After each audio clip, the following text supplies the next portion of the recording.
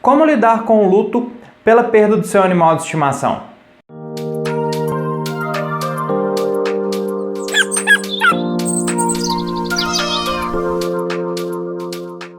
Sejam todos muito bem-vindos a mais um vídeo aqui no Clube dos Bichos.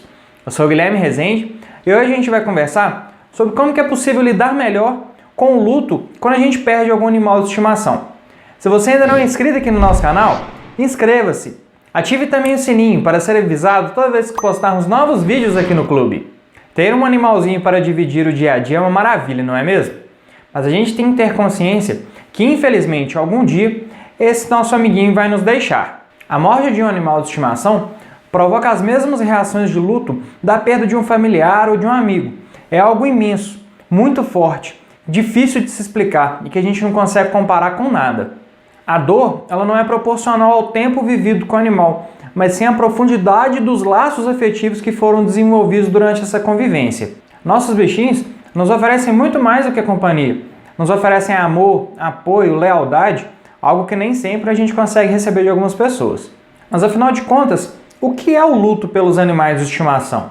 O luto é considerado um conjunto de reações físicas, emocionais e comportamentais que acontecem em virtude de uma perda muito grande. Entretanto, quando essa perda envolve animais, esse significado muda. Nesse caso, o luto não é reconhecido, porque ele é considerado um tipo não autorizado pelas normas da sociedade. O luto é um processo dinâmico, que pode ser dividido em fases. E ao final dessas fases, espera-se que o indivíduo consiga viver a sua nova realidade lidando de forma tranquila, lidando bem com os seus sentimentos. Segundo a psiquiatra Elizabeth Ross, o luto tem 5 estágios. A negação e o isolamento fazem parte do primeiro estágio. E elas fazem parte de um mecanismo de defesa temporário para o impacto da notícia. O segundo estágio é a raiva, onde que a revolta pela perda é colocada para fora, na forma de questionamentos e de procura pelos culpados. O terceiro estágio é o da barganha, onde que envolve a negociação de acordos e promessas, seja com divindades, ou seja com profissionais de saúde que possam intervir na situação. Surge então o quarto estágio, que é a depressão, onde que as pessoas ficam mais quietas, introvertidas, repensando e processando sobre tudo o que aconteceu. E por fim, o quinto estágio, que é o da aceitação. Nesse ponto, as pessoas estão mais serenas e conseguem expressar melhor seus sentimentos, emoções e suas frustrações. A psiquiatra Elizabeth Ross traz excelentes contribuições para o entendimento do luto pela perda de um animal de estimação, que afinal de contas também é um ente querido.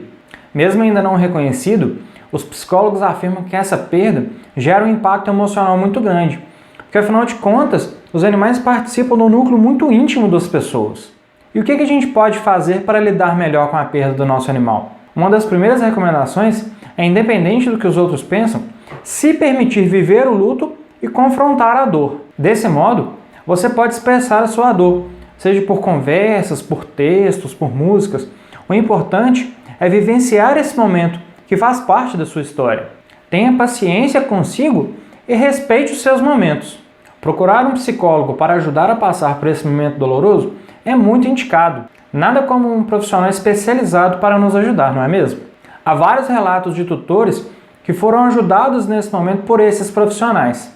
É um excelente local de fala, de desabafo, sem julgamentos ou preconceitos, já que nem todos em nossa sociedade conseguem ter uma noção do sentimento envolvido entre tutor e animal, quanto mais sobre a dor da perda.